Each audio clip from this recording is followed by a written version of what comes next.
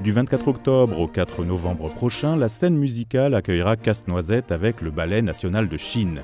Véritable ode à la culture chinoise, sur la musique de Tchaïkovski, les interprètes nous proposeront des danses traditionnelles chinoises, créant ainsi une magnifique fusion des cultures occidentales et orientales.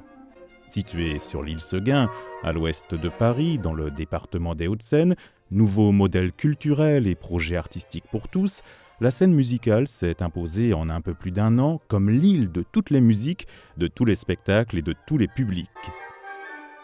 On est dans ce qu'on appelle la vallée de la culture. C'est une nouvelle appellation qui est en train de prendre une véritable ampleur. On est le premier édifice sur cette île, mais comme je vous le disais, il ne fait que de débuter. Comme vous le voyez, nous sommes sur un pont, une passerelle à ce moment. Mais juste en dessous, il y a de l'eau et il y a des bateaux qui vont pouvoir accoster. Donc on va pouvoir faire des circuits touristiques depuis Paris, venir découvrir évidemment cette merveilleuse avenue parisienne qu'est la Seine et qui ne s'arrête pas aux portes de Paris. Elle continue très légèrement après et on va pouvoir accoster ici et passer une journée ici. Donc il y a des démarches fortes qui sont menées auprès de la clientèle touristique et de manière générale et chinoise en particulier, avec aussi une programmation qui est dédiée. Et cette programmation, on l'a voulu volontairement très large. On s'appelle l'île de tous les spectacles, avec une volonté d'être exigeant en termes de qualité, mais de pouvoir réunir tous les genres, toutes les esthétiques. Et puis aussi multiculturel. Donc on a la chance cette année de pouvoir accueillir un ballet qui est absolument extraordinaire, qui est le Ballet national de Chine, dans le cadre d'un grand classique, puisque Casse-Noisette, mais revisité. Ce Casse-Noisette de Tchaïkovski, version chinoise, se jouera dans la plus grande des salles de la scène musicale, inaugurée en avril 2017 par Bob Dylan et l'Insula Orchestra de Laurence Equilbé, une grande salle qui porte bien son nom, proximité de la scène oblige. La grande scène, elle a comme particularité, alors on va dire qu'elle en a 2 principales. La première, vous le voyez derrière moi, c'est un espace scénique colossal. On le dit, le plus grand d'Europe.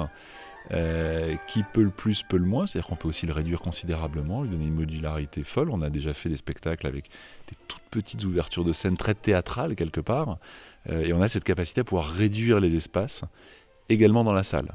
C'est-à-dire qu'on a les tribunes basses qui peuvent se rétracter pour pouvoir accueillir des fosses debout ou bien en tout assis. Donc on a de 4200 personnes jusqu'à 6005 en version assis debout et des petites versions à moins de 2000 personnes sur des événements un petit peu atypiques et beaucoup plus, reprendre des configurations plus théâtrales. On a la chance d'avoir une salle moderne, donc tant qu'à faire, profitons-en.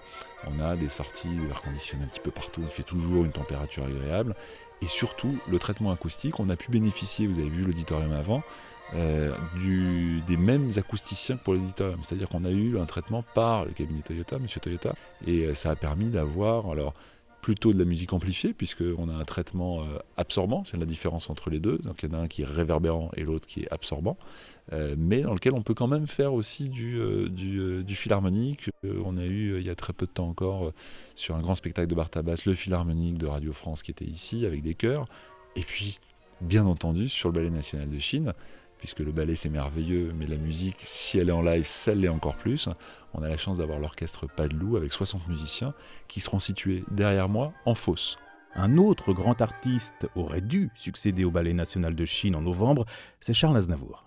Pour nous, pour la scène musicale, c'est évidemment particulier parce qu'effectivement, on devait le recevoir le 8 novembre. Ça l'est peut-être encore plus parce qu'il était dans nos studios quelques semaines avant, 15 jours avant sa disparition. Charles Aznavour sur le parvis de la scène musicale avec ses musiciens en train de déjeuner, en plein soleil, en train de parler de projet.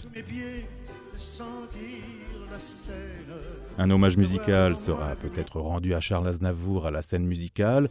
En attendant, l'île Seguin s'apprête à accueillir les artistes du Casse-Noisette version chinoise. C'est à partir du 24 octobre que le Ballet national de Chine, une des meilleures compagnies au monde, fera une de ses rares apparitions en France à la scène musicale. Vous aurez jusqu'au 4 novembre pour découvrir sa version du Casse-Noisette de Tchaïkovski. Un événement à ne pas manquer, Radio LCF sera présente évidemment.